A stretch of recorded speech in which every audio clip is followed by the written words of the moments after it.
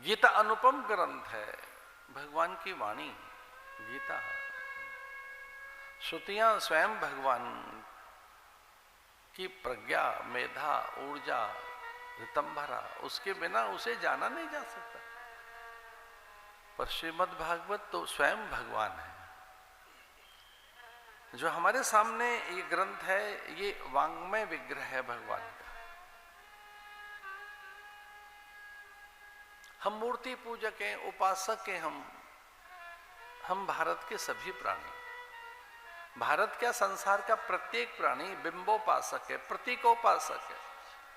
हम किसी न किसी प्रतीक की उपासना तो करते ही है, प्रतीक की, चिन्ह की, दिशाओं की, ग्रंथों की, गुरुओं की वाणी या कि उनकी प्रतिमा।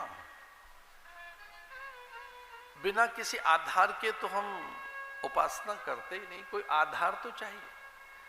कोई ध्वजा को आधार मानते हैं, कोई ग्रंथ को, तो कोई दिशा को ही आधार मानते हैं कि इसी दिशा की ओर मुंह करके प्रणाम करना। हमारी प्रार्थनाएं इसी दिशा की ओर होंगी।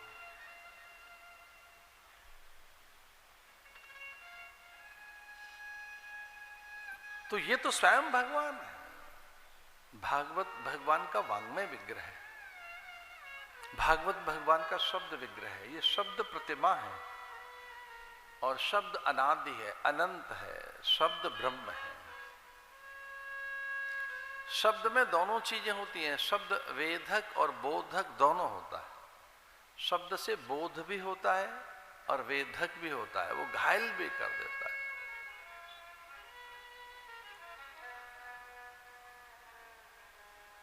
मारक भी होता है शब्द। पर ये जो शब्द हैं, इनमें रस है, आनंद है। इसे इन्हें ध्यान से श्रवण करें। महापुरुषों की बात सुनी नहीं जाती, कथा सुनी नहीं जाती। कहते हैं उसका पान किया जाता है।